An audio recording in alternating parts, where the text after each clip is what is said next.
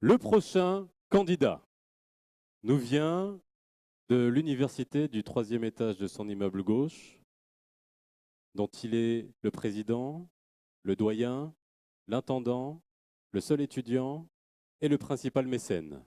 Brahim.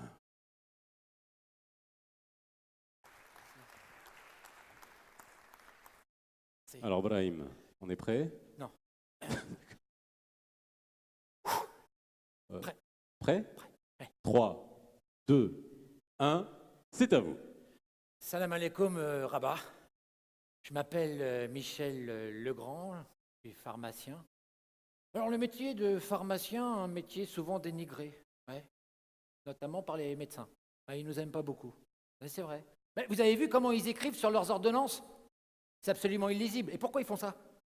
Hein? Pourquoi ils font ça? Rien que pour nous ennuyer. Ouais. Au quotidien, la pharmacie, c'est pas évident, je vous le cache pas. À 8 h le matin, il y a des vrais zombies derrière la grille, comme ça, avec leurs ordonnances. Médicaments, médicaments! Ça fait peur aux mômes. De temps en temps, pour se marier avec ma femme, j'ouvre que la grille du bas. Ça nous fait marrer. Non, le plus dur, c'est surtout pour les enfants. Ouais, c'est vraiment pas évident. Hein. Parce que, bon, à force de traîner avec nous, de fréquenter tous ces malades, ils ont attrapé des espèces de maladies du Moyen-Âge. Le petit, par exemple, sur son visage, en ce moment, il a des taches de couleurs, 3 différentes. Ouais. On dirait un léopard. Ouais, c'est pas drôle, hein. Il a du mal à se faire des amis, quoi. Alors évidemment, ça fait rire la petite. Elle a 2 ans. Bon, hein. Mais va te faire inviter à un anniversaire avec une tête comme ça, et tu vois. Bref, il y a quand même un point positif, c'est que la science s'est intéressée à notre famille. Ouais. Il y a un chercheur qui est venu l'année dernière à la maison, un collègue à vous. Il était chercheur dans les maladies orphelines. Bon, il n'a rien trouvé, hein. Il m'a dit que ça le dépassait. Puis en même temps, il préparait le MT-180. Ouais. Il était marrant, il me faisait rire, il me faisait marrer. Il faisait tout en 180 secondes. Pendant toute la journée, il faisait que des trucs fractionnés comme ça. Alors il faisait des micro-siestes. Un jour, je l'ai emmené au cinéma et il est parti avec une longue frontale. Il regardait, il lisait, il regardait, il lisait. C'était n'importe quoi. Ouais. Tout en 180 secondes. Pour avoir le timing. Oh, sa femme, elle aimait pas ça. Hein. Bref, si je suis venu ici ce soir, c'est pour vous dire que mes enfants, ils ont découvert quelque chose d'extraordinaire. Ouais. Le médicament qui guérit absolument toutes les maladies. C'est vrai. Ça s'est passé un mercredi après-midi, on avait laissé les mômes s'occuper de la pharmacie pendant qu'on faisait la sieste. Eux, ça les sort un peu, et puis nous, ça nous permet de nous reposer. Et les petits, avec leur flair, là, ils ont repéré les médicaments aromatisés. Alors, ils se sont fait un cocktail, pomme, banane, je sais pas quoi. Et le lendemain, le petit, léopard terminé. Ah ouais, un vrai cochon de lait, il était guéri. Alors, avec ma femme, on a décidé d'essayer. Ouais. Et le lendemain, à la maison, on était tous guéris. Moi, ma cirrhose et mon diabète envolés. Pépé, il avait repris l'haltérophilie, pourtant il avait de l'arthrite. Hein. Et ma femme, qu'est-ce qu'elle avait, ma femme? Eh bien, ma femme, elle parlait beaucoup moins qu'avant. Ouais. Enfin, si je suis venu vous parler, c'était pour vous donner la formule. Donc 180 mg de benzite de potassium, 80 mg de charbon végétal et le plus important... Merci. Non mais j'ai pas fini, attendez, mais non, mais c'est important là. Non, c'est fini. C'est la formule. Non, c'est fini. Mais c'est des médecins, c'est des chercheurs. Non, c'est fini. Ça suffit. Ça va, c'est bon. Ça va. Peut-être que ça les intéresse, peut-être que ça vous intéresse. Mais attendez. Voilà. Alors, le 11e candidat, et je vous rassure, il est bien réel. Il nous vient de France, de la Sorbonne, Université Paris, Mathieu Bonafine.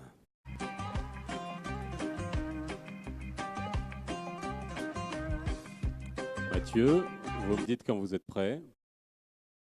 3, 2, 1, c'est à vous. Savez-vous quelle est la première cause de mortalité dans le monde aujourd'hui? Le cancer? Raté. Ce sont les maladies cardiovasculaires. Elles tuent environ une personne toutes les 2 secondes.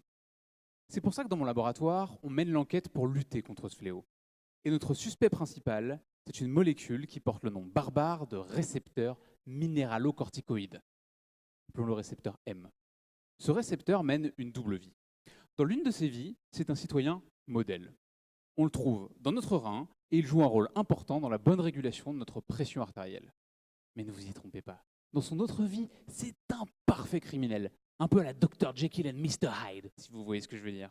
On le retrouve dans notre cœur, dans nos vaisseaux, et là, il est extrêmement néfaste et participe à la mise en place de nombreuses maladies cardiovasculaires. Mais qu'on l'arrête, me direz-vous? On pourrait. Le problème, c'est que si on l'arrête, on l'empêche aussi de jouer son rôle bénéfique dans la bonne régulation de la pression artérielle. Donc les choses ne sont pas si simples. Et là, je sens un désarroi profond qui s'empare de vous. Mais pas de panique. Nous les chercheurs, on n'a pas dit notre dernier mot. Si on ne peut pas s'attaquer aux criminels, pourquoi on ne s'attaquerait pas à ses complices? Et vous le gardez pour vous, mais on est sur une piste. On surveille de près une petite molécule qui s'appelle NGAL. Ça fait un moment qu'on l'a sur nos radars parce qu'on la retrouve dans plusieurs pathologies. NGAL, c'est un peu la racaille du quartier, si vous voulez. Toujours fourré dans les mauvais coups. Et bizarrement, lorsque le récepteur M joue son rôle néfaste, NGAL n'est jamais bien loin. On est sûr que ces deux-là sont de mèche. Le problème, c'est qu'on ne connaît pas leur mode opératoire. Et c'est justement ça le but de ma thèse. Comprendre comment NGAL assiste le récepteur M dans la mise en place des maladies cardiovasculaires. Et pour m'aider dans cette enquête, j'ai avec moi des collaboratrices assez spéciales. Elles sont toutes petites et très poilues. Enfin, des souris, quoi. Mais pas n'importe quelle souris. Des souris transgéniques, des souris mutantes. Je vous rassure, ça n'a rien à voir avec les X-Men. Moi, mes souris, elles ne lancent pas de laser avec leurs yeux. Ce sont des souris assez classiques, mais ce qui les rend vraiment exceptionnelles, c'est qu'elles ont un gène en moins. Le gène qui permet de produire NGAL, justement.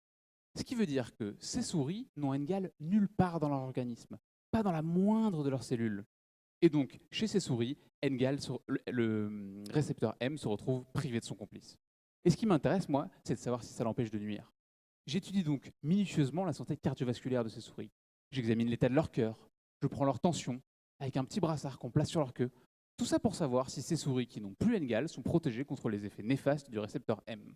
Et donc si mettre NGAL hors d'état de nuire, avec des médicaments par exemple, pourrait permettre de lutter contre les maladies cardiovasculaires. Bref, mes souris ce ne sont peut-être pas des X-Men, mais il se pourrait bien qu'elles sauvent le monde quand même. Mathieu Bonafine. Étude du rôle de la NGAL dans les effets cardiovasculaires de l'activation du récepteur minéralocorticoïde. La prochaine candidate, c'est la 12e. Elle nous vient de Belgique, de l'Université de Louvain, Ludivine van den Bigelaar.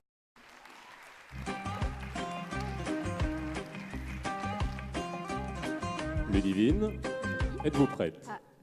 Oui, maintenant oui. Le micro fonctionne, vous êtes prête. 3, 2, 1, on y va. Imaginez que pour faire 1 km avec votre voiture, vous devriez mettre 1000 litres d'essence dans votre réservoir. Ce serait pas très efficace, hein.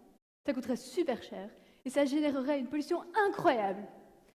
Bien, c'est exactement ce que fait l'industrie pharmaceutique pour produire les médicaments que nous consommons. Elle emploie des quantités astronomiques de matières premières et d'énergie, tout ça pour produire une infime quantité de médicaments qui sera noyée sous une tonne de déchets toxiques et polluants. Bon, rassurez-vous, j'ai la solution. En fait, dans notre corps, dans les arbres, dans les bactéries, dans tous les organismes vivants, se trouvent des petites molécules extrêmement efficaces appelées enzymes. Et ce sont elles qui nous aident notamment à transformer ce que nous mangeons en énergie, que nous pouvons utiliser pour manger, ou bouger, ou penser. Ou encore, les enzymes nous aident à produire des substances très complexes, telles que des hormones, des anticorps et même des substances médicamenteuses. Et vous savez ce qui est vraiment génial avec les enzymes? C'est qu'elles utilisent juste ce qu'il faut de matières premières et d'énergie pour faire un médicament. Il n'y a aucun gaspillage, c'est super efficace. Et en plus, quand une enzyme a fini d'assembler un médicament, elle recommence à assembler d'autres fragments en médicaments. En fait, les enzymes, c'est un petit peu comme une armée de petits travailleurs zélés. Tant qu'il y a du boulot dans le coin, il faut qu'ils continuent à travailler. Bon, alors, vous allez me dire, pourquoi est-ce qu'on n'utiliserait pas les enzymes dans l'industrie, puisque ça fonctionne si bien? Oui, mais pour que le procédé soit vraiment efficace, on voudrait pouvoir récupérer nos enzymes à la fin de la réaction. Et comme ça, on pourrait les réutiliser et diminuer les coûts. Ah, mais on a un problème.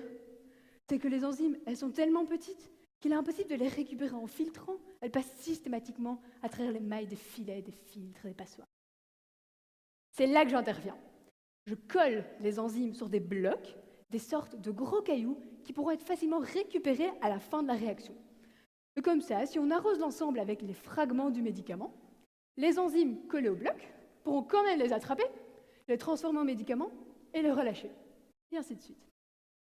Le challenge, c'est donc de trouver la bonne colle, celle qui permet aux enzymes d'être bien fixées au bloc pour pas qu'elles soient emportées par le courant. Mais inversement, on ne veut pas non plus que les enzymes soient complètement engluées à la surface, sinon elles ne pourront plus travailler. Je ne sais pas si vous imaginez, vous travailler avec les pieds et les mains collés sur un caillou. Pas facile. Le but de ma thèse, c'est donc de déterminer la meilleure colle et de coller les enzymes dans les meilleures conditions. Et on est en train d'y arriver. On va bientôt pouvoir produire des médicaments de manière bien plus propre, bien plus efficace et à plus faible coût. Merci. Ludivine van den Bigelaar de l'Université de Louvain en Belgique. La prochaine candidate, elle est la 13e. Elle nous vient également de Belgique, de l'Université de Namur, Delphine Delmarmol.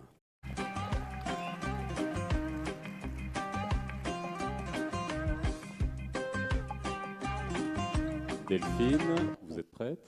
Oui. Ok. 3, 2, 1, on y va. Lui, c'est Rufus. Il est moche. Il vous fait peur. Il a des grandes dents, comme le rat, des petits yeux, comme la taupe, et n'a pas un poil sur le caillou. Donc, logiquement, les scientifiques l'ont appelé rat, taupe, nu. Mais aujourd'hui, on va continuer à l'appeler Rufus. Ce que j'aimerais que vous reteniez, c'est ne vous fiez pas à son apparence, car sous ces airs monstrueux se cache un véritable super-héros. Ma thèse consiste à étudier et à analyser les nombreux super-pouvoirs de Rufus. Et comme, pour mieux comprendre un super-héros, il faut avant tout connaître son histoire, plongeons ensemble dans l'étrange univers de Rufus. À l'état sauvage, c'est un rongeur d'Afrique de l'Est. Et c'est le seul mammifère à adopter la même structure sociale que les fourmis ou les abeilles. Cela implique qu'en haut de l'échelle, on va trouver une reine unique destinée à la reproduction. Ensuite, un harem de mâles, puis des ouvriers et des soldats. Vivant dans des galeries souterraines, Rufus a quasiment perdu l'usage de ses yeux et est incapable de réguler sa température interne par lui-même. De plus, il n'a pas besoin de boire car il prélève l'eau nécessaire dans les racines dont il se nourrit. De surcroît, il ne ressent pas la douleur et peut facilement vivre jusque 30 ans. 30 ans, me direz-vous, ça n'a rien d'extraordinaire. Bien si, à son échelle, cela équivaut à être plus que centenaire. Et ce n'est pas tout. Rufus possède également un autre super-pouvoir génialissime. Il est résistant au cancer. Mais comment ça, me demanderez-vous? Eh bien, l'hypothèse actuelle est que Rufus sécréterait de l'acide hyaluronique en grande quantité et sous une très grande taille. De l'acide hyaluronique, mais qu'est-ce que c'est? Mais si, mesdames, vous en avez entendu parler. C'est le nouveau produit à la mode que vous trouvez dans vos crèmes de rides hors de prix. Bref, toujours est-il que cet acide hyaluronique est multifonction et possède de nombreuses propriétés intéressantes. Notamment, lorsqu'il est présent en grande quantité et sous une grande taille, il montre des effets anti-inflammatoires et anti-cancer. C'est comme une armure. Plus elle est dense, plus elle couvre de surface, au mieux, elle assure sa fonction de protection. Je pense que l'armure de Rufus est tout à fait caractéristique et unique. Cependant, mes recherches divergent de ce qu'avancent actuellement les scientifiques. En effet, mes résultats récents tendent à montrer que l'armure de Rufus n'est pas si riche que ça en acide hyaluronique, mais que c'est l'association de cet acide avec d'autres molécules qui importe. Je cherche donc à identifier ces molécules partenaires.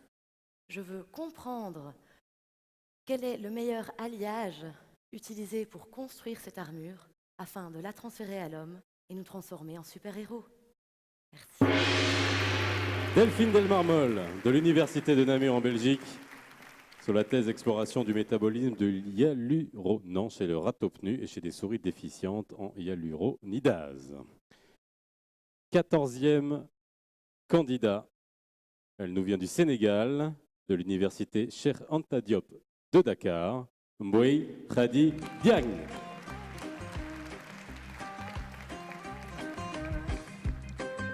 Un petit test micro. Bonjour. Très bien. Vous êtes prête? Oui. Ok. 3, 2, 1, je vous en prie. Mesdames et messieurs, bonsoir. Nous sommes en 2016. Chacun de vous a au moins un compte Facebook, un compte mail ou un compte bancaire. Alors, imaginez que le mur de votre compte Facebook soit infesté d'images et de vidéos obscènes, que votre compte bancaire soit débité de centaines de milliers de francs à votre insu, et que pire encore, votre pays soit attaqué par des terroristes car ils ont eu accès à des données sécurisées sensibles. Ce sont des situations catastrophiques très déconcertantes, mais bien possibles. Mesdames, Messieurs, nous avons tous au moins une fois déjà entendu parler d'une personne ou d'un État victime de piratage informatique. Et malheureusement, cela risque de s'empirer en 2020. Avec l'apparition de la machine quantique, une machine d'une puissance de calcul inégalable, capable de casser tous les systèmes de sécurité cryptographique qui protégeaient nos données jusqu'à maintenant. Cette machine mettra donc à la merci de tous les hackers toutes nos données secrètes. Laissez-moi vous donner un exemple pour mieux illustrer la situation. Imaginez un voleur devant une porte fermée par une serrure et un code. Plus le code est complexe, plus il aura du mal à forcer la serrure. Remplaçons maintenant le voleur par un hacker informatique qui cherche à trouver le code secret de votre compte bancaire pour le dépouiller de son contenu. Aujourd'hui, face à la robustesse des systèmes de sécurité cryptographique, ce sera difficile, voire impossible pour le hacker de retrouver votre code secret. Mais imaginez qu'il dispose d'une machine capable de casser tous les systèmes de sécurité cryptographique. Alors, il pourra sans problème retrouver votre code secret et pirater votre compte bancaire. La machine quantique amène cette possibilité. Fort heureusement, mesdames, messieurs, une solution existe. Pour se préparer à un tel événement, la communauté cryptographique dont je fais partie développe des alternatives résistantes à l'ordinateur quantique. En effet, ce que nous faisons, c'est que nous élaborons des systèmes cryptés qui possèdent une forte sécurité. Et ces systèmes cryptés peuvent s'implémenter dans vos cartes bancaires, dans vos comptes mail, dans vos pages personnelles et dans toute autre plateforme de transmission de données. Et c'est là mon domaine de compétence, c'est de montrer que des problèmes sont difficiles, tellement difficiles que les cryptographes peuvent s'y baser pour sécuriser nos données. Mon rôle est donc de créer des problèmes aux hackers, tant et si bien qu'il leur faudra tellement se gratter les méninges sans jamais pouvoir casser les codes. C'est un travail de démonstration théorique qui donne la preuve que voilà un alliage puissant avec lequel votre coffre-fort résistera aux assauts des voleurs. Je vous remercie. Moïse Hadi Diagne du Sénégal de l'université Cheikh Anta Diop de Dakar sur la complexité de certaines sous-classes du problème de décodage par syndrome. 15e candidat. Il nous vient de Suisse, de l'université de Neuchâtel, Étienne Morel.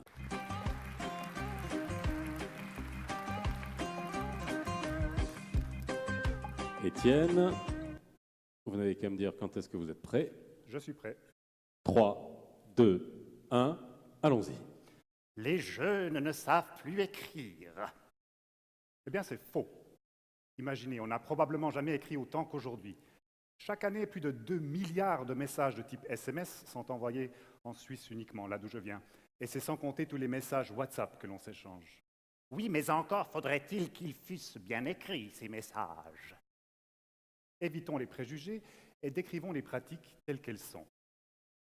C'est ce qu'un projet interuniversitaire s'est proposé de faire, étudier comment vous écrivez vos messages. Eh bien, vous, madame, ou vous, monsieur, Vous espionnez nos communications.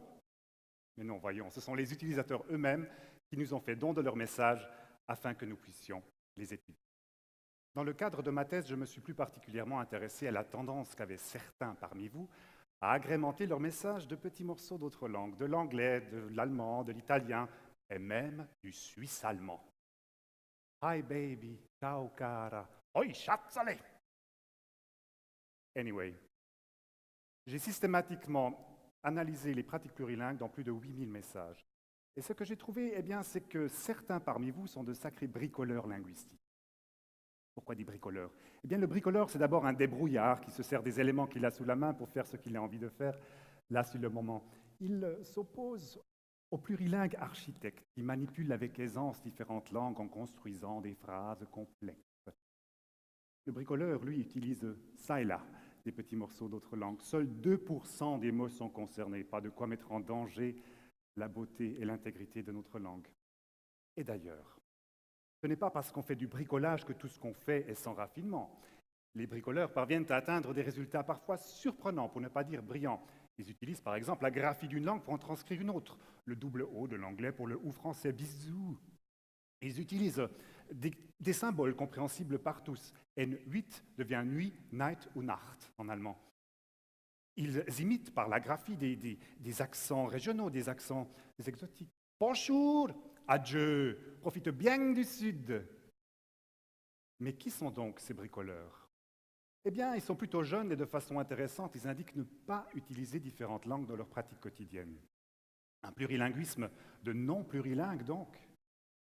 Ce qui apparaît comme paradoxe se fait révélateur d'un nouveau type de pratique, lié à une communauté dont les membres n'utilisent pas forcément l'anglais ou l'italien au travail ou à la maison, mais lorsqu'ils passent de l'écrit informel, se font un malin plaisir de mobiliser toutes les ressources qu'ils trouvent dans leur boîte à outils. Parfois avec virtuosité, je dis bien parfois, encore faudrait-il toujours qu'ils le voulussent. Je vous remercie. Étienne Morel, de l'Université de Neuchâtel. Le bricolage plurilingue dans la communication par texto, interprétation d'une pratique entre affiliation locale et aspiration globale.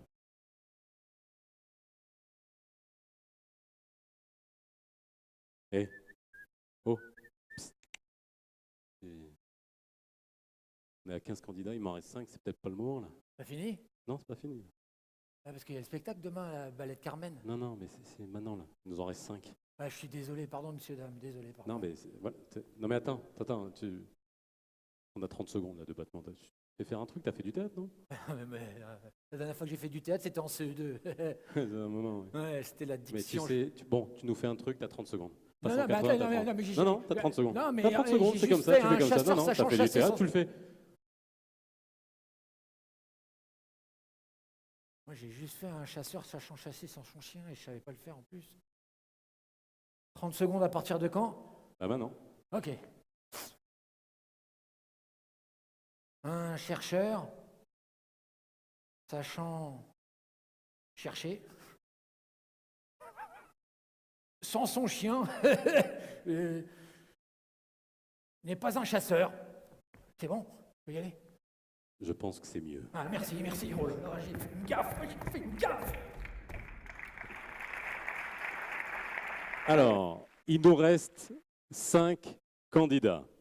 On arrive à la fin et c'est vrai que essuyer les plâtres au début, c'est pas facile. Et passer à la fin, on imagine, c'est pas ça facile. La pression monte. 16e candidate. Elle nous vient de Tunisie, de l'université de Carthage, Rim Wirlissi. Elle est en train de se faire équiper. Rim Wirlissi, tout fonctionne, ça va. On va la laisser entrer, on la réapplaudit encore une fois.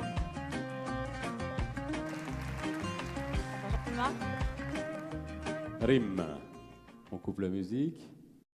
Est-ce que vous êtes prête, Rim? Oui. 3, 2, 1, je vous en prie. Est-ce que vous vous comportez d'une manière socialement responsable? Tout simplement, est-ce que vous faites attention à votre environnement et à votre société en général? Pas évident, non? Disons que c'est oui. Mais alors, pourquoi vous le faites? Dans ma thèse, c'est aux États que j'ai posé cette question. Oui, vous avez bien entendu. Je parle bien d'États, parce que les États aussi se comportent de manière sociale. Et ce, en intégrant les facteurs environnementaux, sociaux et de gouvernance dans leur politique d'investissement. Mais est-ce vraiment profitable? L'objectif de ma thèse, c'est justement d'apporter des éléments de réponse à ces questions. Et cela se déroule en 2 temps. D'abord, imaginez que vous avez investi dans un bien immobilier de qualité et que vous voudriez rentabiliser au plus vite votre investissement locatif. Disons que 2 personnes se présentent à vous, Etiko et Manfou. Etiko d'un côté, fonctionnaire, père de famille, sa femme ne travaille pas. Manfou, quant à lui, c'est un célibataire, c'est le fils d'un célèbre homme d'affaires. À la présentation des justificatifs financiers, Tous les deux sont a priori solvables. Mais lequel des deux vous allez choisir? Pour vous aider à prendre votre décision, il vous suffit par exemple de demander les coordonnées de l'ancien propriétaire, auprès de qui vous pouvez vous renseigner. Le candidat a-t-il payé régulièrement ses factures? Dans quel état il a laissé l'appartement?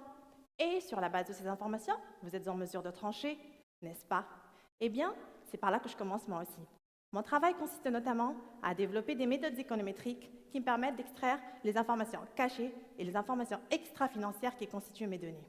Et de la même manière que vous utilisez l'information cachée pour dresser le profil comportemental de vos candidats, mes informations extra-financières me permettent de dresser le profil des États et de mesurer l'impact de ce comportement sur la performance économique. Comment?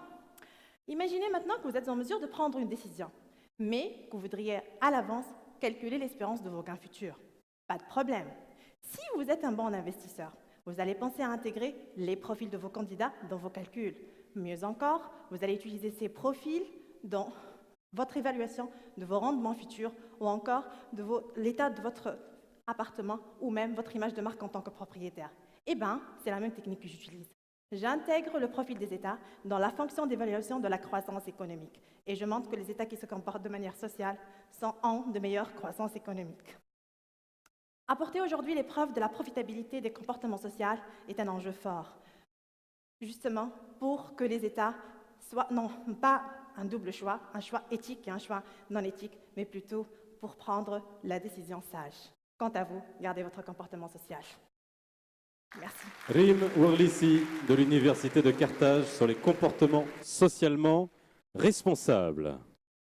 17e candidate, elle nous vient également de Suisse, de l'Université de Fribourg. Je vais vous demander d'accueillir Désirée Koenig.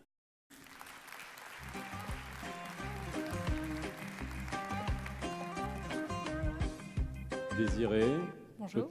Bonjour. Bonsoir. Tout va bien? Oui. Bon, prête? Oui. Ok. 3, 2, 1, c'est à vous. Ceci est un poisson zèbre.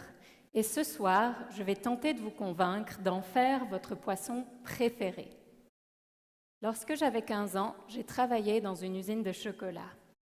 Le chocolat, c'est sympa, mais on oublie souvent que la vie d'usine peut être stressante. Et parfois, il y a des accidents. Pendant que j'étais là, une employée a eu sa main coincée dans une machine qui a écrasé un de ses doigts et l'a coupé. Ceci n'est pas un cas rare. Des gens perdent des doigts, des mains, des jambes à cause d'accidents ou de maladies. C'est pour cette raison que j'étudie les poissons zèbres. Les poissons zèbres sont des poissons d'aquarium plutôt communs d'à peu près cette taille. Mais ils sont très spéciaux parce qu'ils peuvent faire repousser la majorité de leurs organes, comme leur cœur, leur moelle épinière et leurs nageoires. Et c'est ça le sujet de ma thèse, la régénération des nageoires. Si vous avez déjà entendu parler de régénération, vous pensez peut-être aux cellules souches. Celles-ci sont prometteuses dans le traitement de diverses maladies parce qu'elles peuvent, d'une part, se multiplier presque indéfiniment et d'autre part, se transformer potentiellement en une multitude de types de cellules différents. Mais elles ne sont pas sans risque, car elles peuvent parfois s'emballer et former des tumeurs. C'est justement ce qui est intéressant avec les poissons zèbres. Ils n'ont pas besoin de cellules souches pour régénérer et donc ne forment jamais de tumeurs pendant ce processus. Mais alors, comment régénèrent-ils? Eh bien, ils utilisent leurs cellules adultes, comme des cellules de peau ou d'os, qu'ils transforment en cellules capables de se multiplier et de remplacer une nageoire perdue en seulement 20 jours. Et tout ce processus est très finement contrôlé par des dizaines de messages chimiques qui passent entre les cellules. Des messages qui disent « Hé, toi, tu es une cellule d'os, va par là. Et toi, tu es une cellule de peau, reste à l'extérieur. Et toi, il faut que tu te multiplies un peu plus vite, on n'a plus que 36 secondes. » Et c'est ça que j'étudie. Quels sont ces messages? Comment les cellules les comprennent et comment réagissent-elles? Parce qu'une fois qu'on comprendra comment les poissons zèbres peuvent repousser leurs organes, on pourra essayer d'appliquer ces connaissances à des humains qui ont perdu une jambe dans un accident de voiture ou un doigt dans une machine de chocolat. Et c'est pour cette raison que les poissons zèbres sont plus que de simples poissons. Ils sont un espoir pour le futur. Merci. Désiré Koenig, de l'Université de Fribourg, sur les mécanismes de régénération des organes chez le poisson zèbre. Le temps, malheureusement, lui, ne se régénère pas. Il nous reste 3 candidats avant que nous passions au vote du jury et au vote du public. Le 18e candidat nous vient de France, de l'Université confédérale Léonard de Vinci à Poitiers, Nicolas Urruti.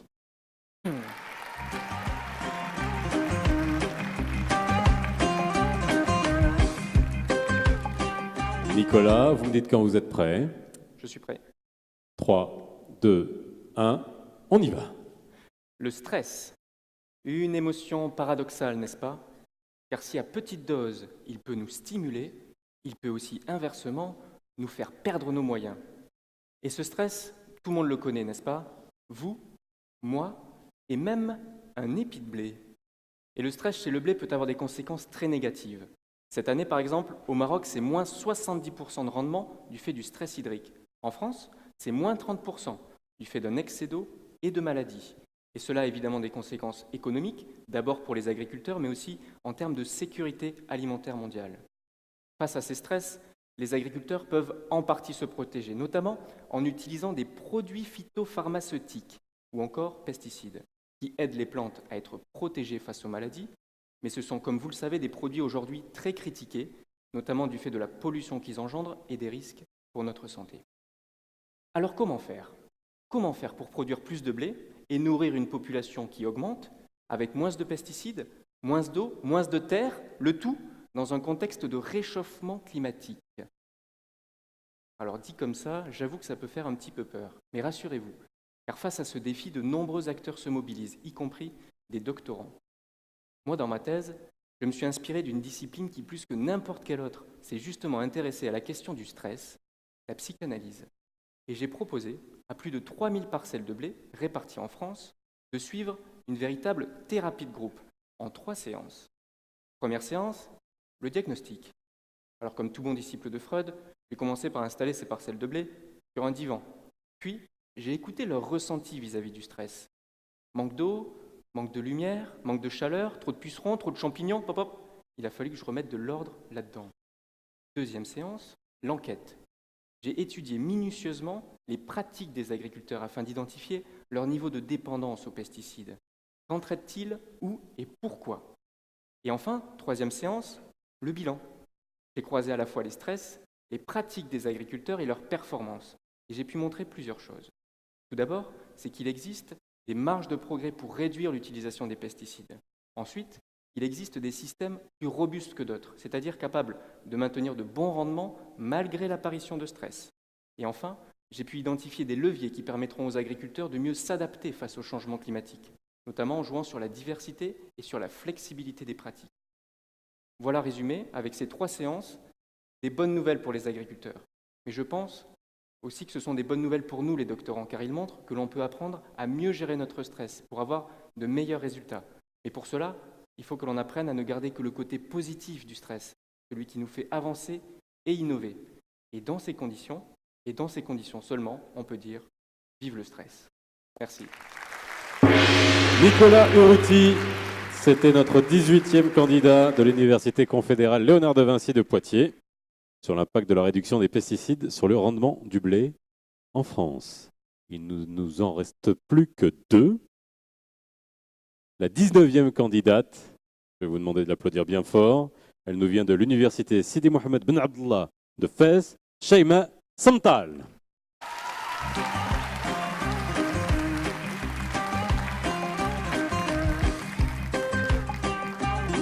Alors Shaima, prête?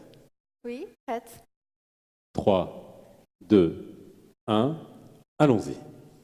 Mesdames, permettez que je m'adresse aux hommes ici présents pour une histoire de prostate. Messieurs, savez-vous que le cancer de la prostate est sur le podium pour la 2e ou la 3e place en termes d'incidence selon les régions du monde? Au Maroc, on comptabilise 30 cas par an, instituant le cancer de la prostate comme deuxième cause de mortalité par cancer. Pour traiter cette maladie, les méthodes aujourd'hui disponibles sont extrêmement invasives. Disons-le, franchement sauvages. Que propose la médecine? Ablation de la prostate, suivie de chimiothérapie, radiothérapie, hormonothérapie. Seule l'élégance, c'est quand cela est possible, on tente ces procédures chez les hommes qui ont déjà procréé. Faut-il souligner le fardeau que constitue ce type d'intervention et son cortège d'effets secondaires tant physiologiques que psychologiques? En effet, la violence de ces interventions ne garantit malheureusement pas la guérison. Et les récidives sont fréquentes, renvoyant le patient vers une autre boucle infernale de soins. Comme les herbes nuisibles qui repoussent car on les arrache, mais on parvient difficilement à les déraciner. L'objectif de ma thèse est de proposer des méthodes plus efficaces et moins traumatisantes pour lutter contre cette forme de cancer et ses récidives. Comment faire? Par où commencer?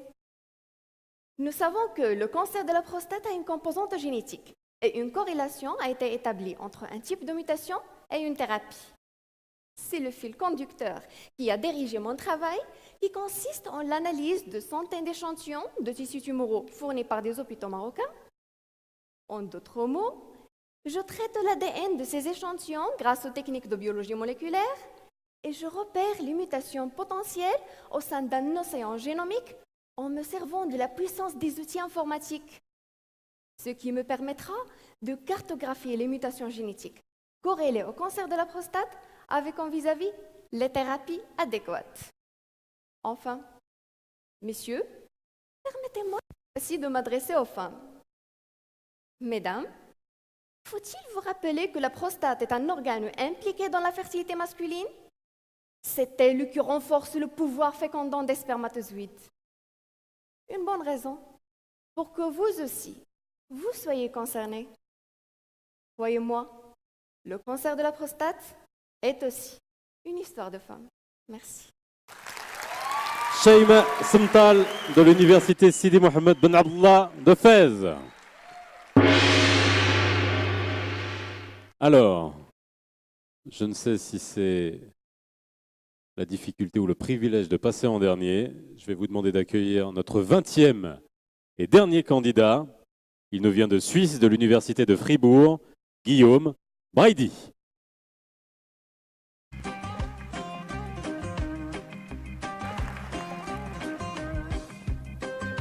Guillaume, vous me dites quand vous êtes prêt. Je suis prêt. 3, 2, 1, je vous en prie. Lorsque vous vous promenez sur l'avenue Mohamed V, le regard étincelant, admirant la magnifique architecture de Rabat, l'État ne juge pas utile de surveiller votre activité. Vous pouvez courir, chanter, déguster de délicieuses pâtisseries ou boire du thé. Il n'existe aucune loi qui règle votre traversée. En revanche, si vous décidez de la franchir en voiture, il vous faudra au préalable obtenir une autorisation en la forme d'un permis de conduire. Ce permis, comme vous le savez, vous sera octroyé à la suite d'examens théoriques et pratiques.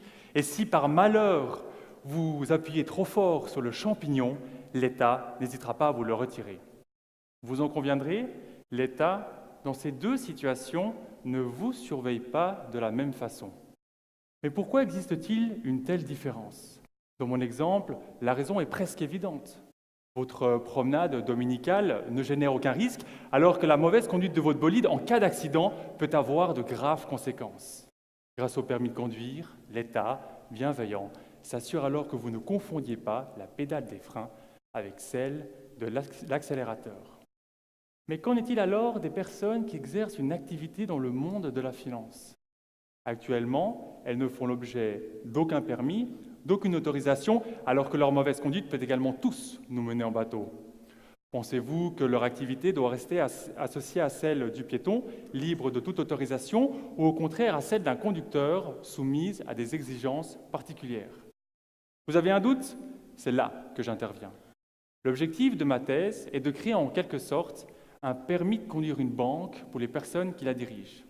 Et pour atteindre cet objectif, j'ai premièrement examiné l'évolution des lois financières depuis les années 70 à nos jours, et j'ai constaté que s'il n'existait à l'époque aucune règle de comportement pour les banquiers, vous étiez en quelque sorte un banquier piéton, les cheveux gominés et la cravate bien serrée.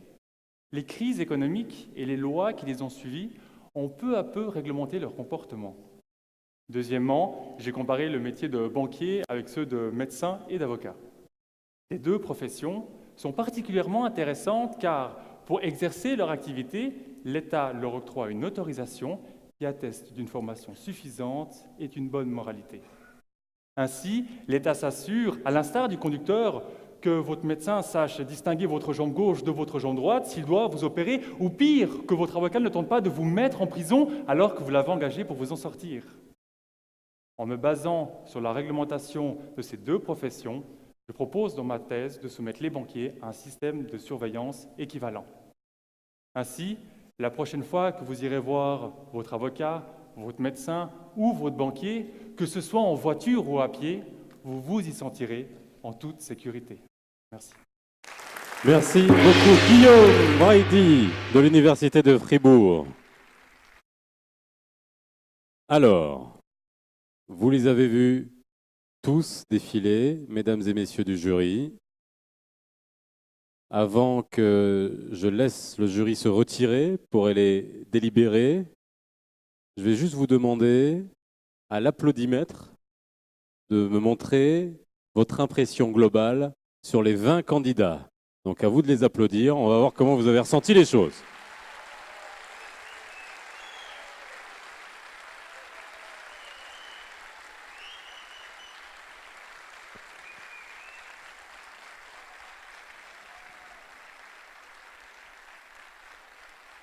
Je ne sais pas si vous avez une case pour l'applaudimètre. Alors, on va laisser le jury se retirer. Je vous propose, Monsieur le Président, d'emmener tous les membres du jury. Vous allez délibérer pendant une demi-heure pour pouvoir, tout à l'heure, nous donner les lauréats. Donc, je vous le rappelle, 3 prix du jury, 3e, 2e, 1er. Et, mesdames et messieurs du public, vous allez avoir dans quelques instants la tâche, la possibilité de voter pour le candidat qui vous aura convaincu. Alors, ça va demander un peu de discipline de votre part pour qu'on puisse faire ça dans les temps sans trop déborder. Ça va vous permettre aussi de faire une pause, de vous dégourdir un peu les jambes, de discuter. Vous avez à l'entrée, normalement, un jeton qui vous a été donné. Est-ce que tout le monde a ce jeton? Qui a un jeton? Bon, c'est rassurant, c'est la majorité. Qui n'en a pas? Bien. Alors, vous avez toujours la possibilité, en sortant de la salle, de récupérer un jeton. Il y a des hôtesses qui vous en donneront. Alors, le principe est simple. Je vais vous inviter à quitter la salle dans quelques instants.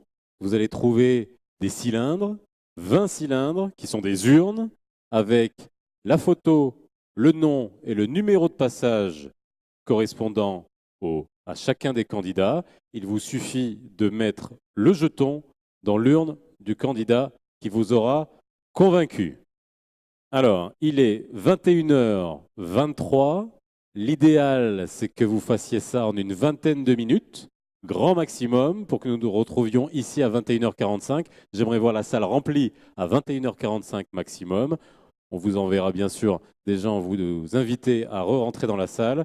Je vais vous demander maintenant de bien vouloir quitter la salle et de procéder au vote. Merci beaucoup et à tout de suite.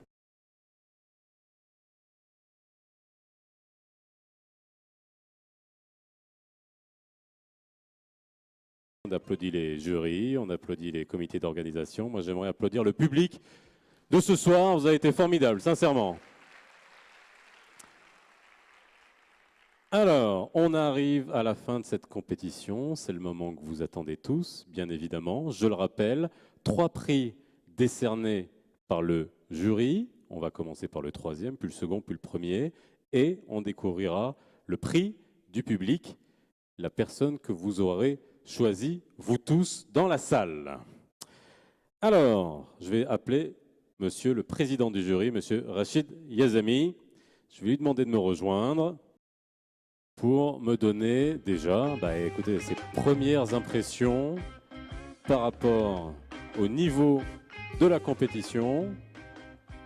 On va vous amener un micro. Voilà, Ouda vous amène un micro. Alors, c'est Yazami. Alors, n'allez pas trop vite en besogne. Non, mais on va Ok. prendre le temps, j'ai 190 secondes. Voilà.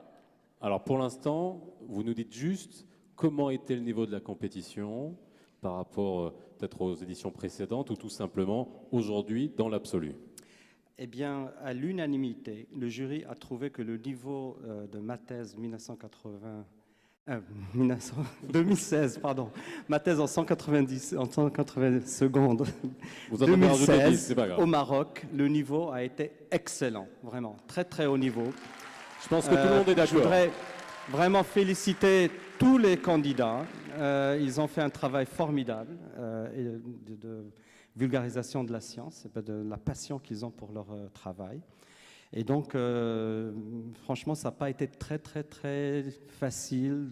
C'est pour ça que le jury a délibéré un peu plus longtemps. Mais finalement, on est arrivé à un palmarès. Voilà. Alors, on va quand même commencer parce que j'ai essayé de parler aux candidats tout à l'heure. Ils ne voulaient même pas m'adresser la parole tellement ils étaient stressés. Ils m'ont envoyé balader. J'ai dit OK, c'est pas grave, on revient.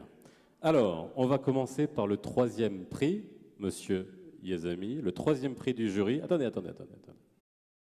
Ce n'est pas vous qui allez le remettre. Vous annoncez le prix et je vais demander à Madame Raja Sharqawi Morsi, qui est membre de l'Académie, résidente de l'Académie Hassan II des sciences et techniques, sachant que ce troisième prix du jury, doté de 750 €, est attribué par l'Académie Hassan II. Je vous demande d'applaudir Madame Raja Sharqawi Al-Morsli.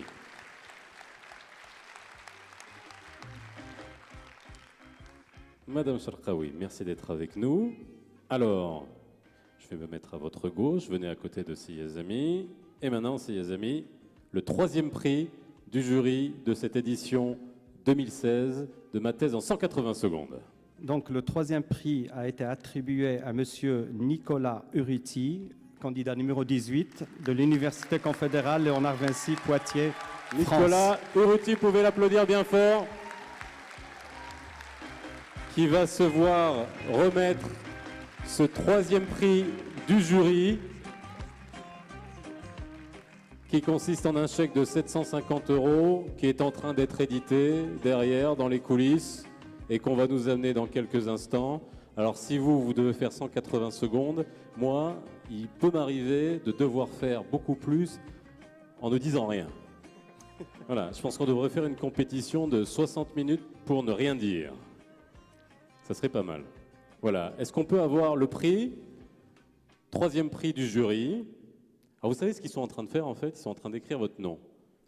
Ce qui vous montre que tout ça n'est absolument pas truqué et qu'on découvre au dernier moment. Voilà. Le chèque arrive, vous pouvez applaudir. Le troisième prix du jury, 750 €, remis des mains de Madame Sharqawi, Racha Sharqawi, membre de l'Académie résidente de l'Académie Hassan II des sciences et techniques. Troisième prix du jury de cette édition 2016, MT 180. Applaudissez Nicolas. Bravo. Alors, Nicolas, Madame Sharqawi, je vais vous demander de bien vouloir rester avec nous sur scène, bien évidemment, de vous positionner sur la gauche pour qu'on puisse continuer à remettre les prix. Nicolas, je vous en prie. Monsieur Yazami, le deuxième prix du jury, attendez, qui est attribué par le ministère de l'Enseignement supérieur, la recherche scientifique et la formation des cadres. Et je vais demander à son secrétaire général, monsieur Mohamed Abou Salah, de nous rejoindre sur scène pour remettre ce prix.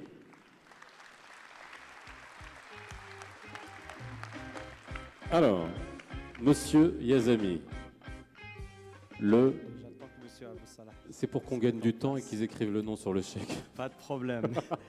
Je voulais profiter, c'est pas grave. Le deuxième prix a été attribué à mademoiselle Maude Gratuz de l'Université Laval, Québec, Canada. Maude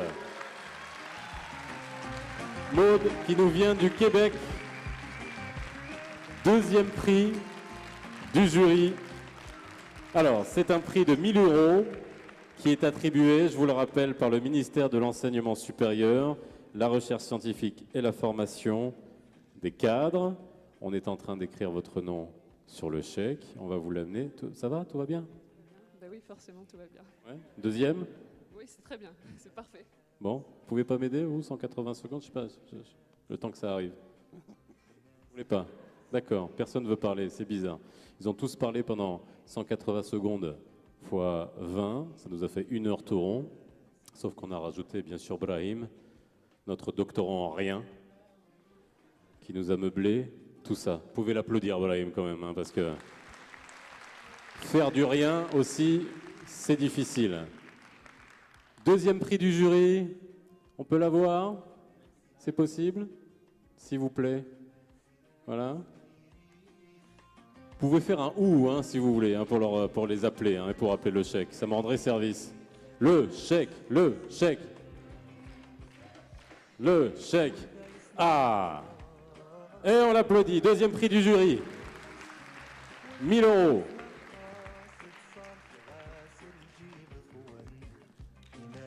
Remis des mains de Si Abou Salah, secrétaire général du ministère.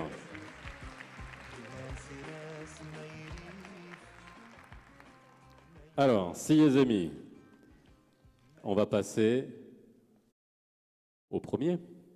Hein? Premier prix du jury. Qui c'est qui va l'attribuer, ce premier prix du jury? Je vous rappelle que ce prix est attribué par la Fondation Banque Populaire. Et je vais donc demander à M. Abdeltef Zerbet, qui est le secrétaire général de cette fondation, de nous rejoindre sur scène pour remettre ce prix. Je demande de l'applaudir. Et pendant qu'il monte, le premier prix du jury, M. Yazemi. Alors, la lauréate du premier prix, c'est mademoiselle Désirée Konig de l'Université de Freiburg en Suisse. Désirée, qui nous vient de Suisse, et on accueille M. Zerbet, secrétaire général de la Fondation Banque Populaire. Désirée qui monte sur scène. Vous pouvez les applaudir bien fort. Premier prix, hein. Premier prix du jury, allez-y, hein. Vous pouvez y aller en applaudissements. Tout à l'heure, c'était l'applaudibet. Je pense que pour le premier prix du jury, vous pouvez faire mieux que ça, mieux que ça. Ah ouais. Premier prix du jury de cette finale internationale. Ma thèse en 180 secondes ici, à Rabat. Voilà. Voilà, plus le nom est court, plus c'est rapide. C'est pas compliqué. On aurait dû faire comme ça dès le début. Voilà, 1 500 € des mains de M. Abdeltif Zerbet, secrétaire général de la Fondation.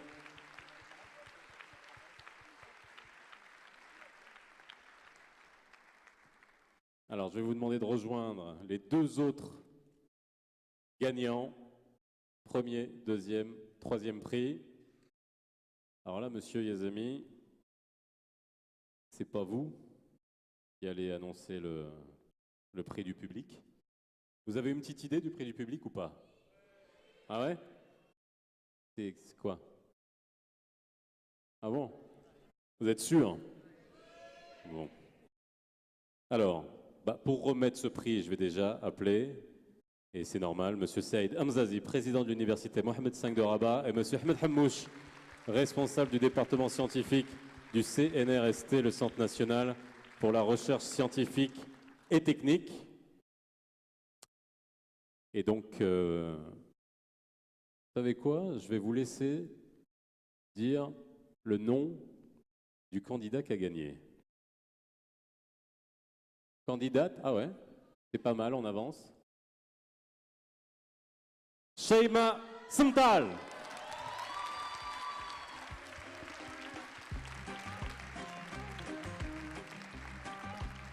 Sheima Simtal qui gagne ce prix du public. C'est vous qui l'avez élu ce soir.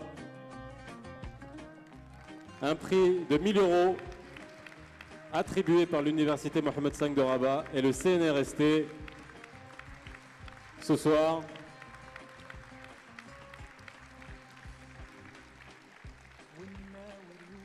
Alors, on arrive bien entendu à la fin de cette cérémonie.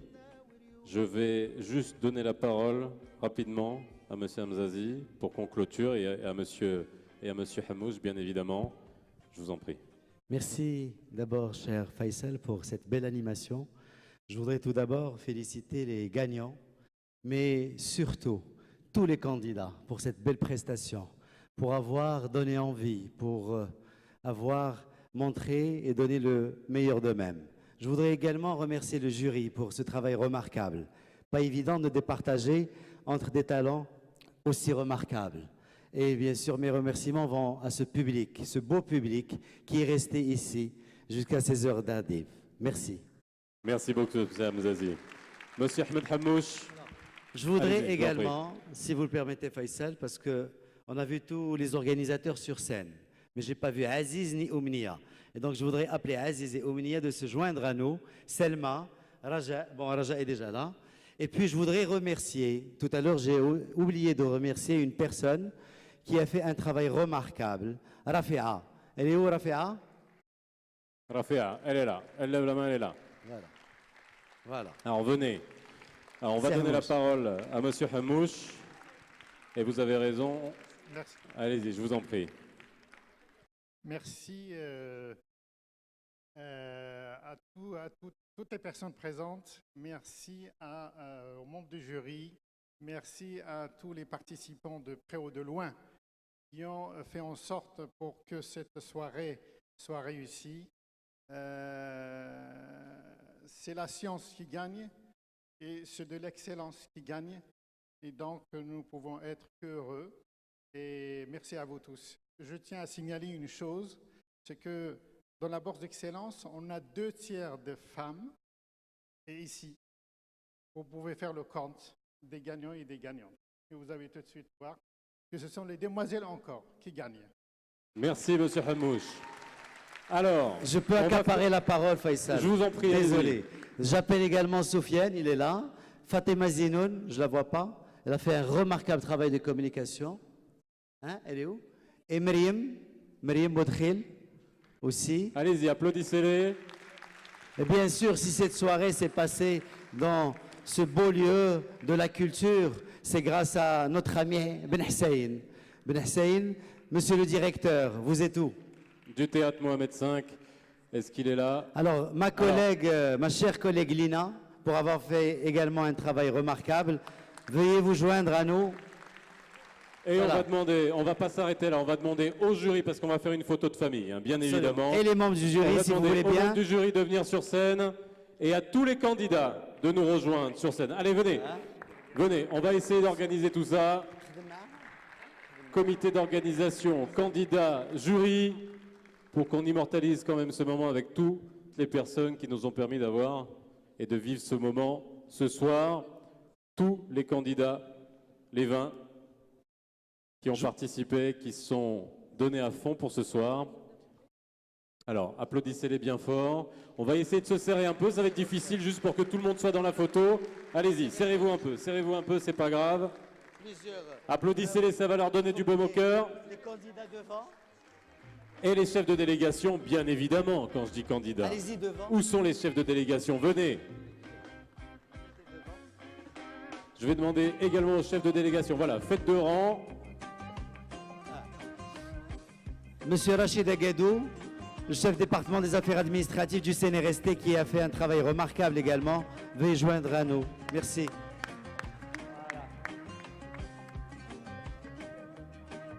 Venez, alors, essayez de vous positionner vers le centre. Aidez-nous un peu pour que vous puissiez être tous sur la photo.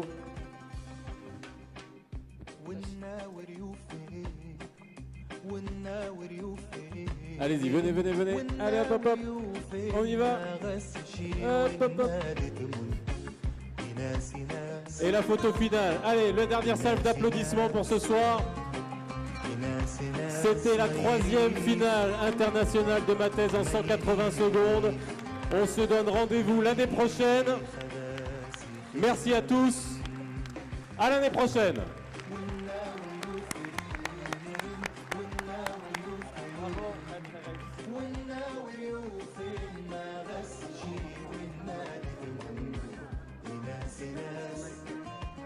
عليك برا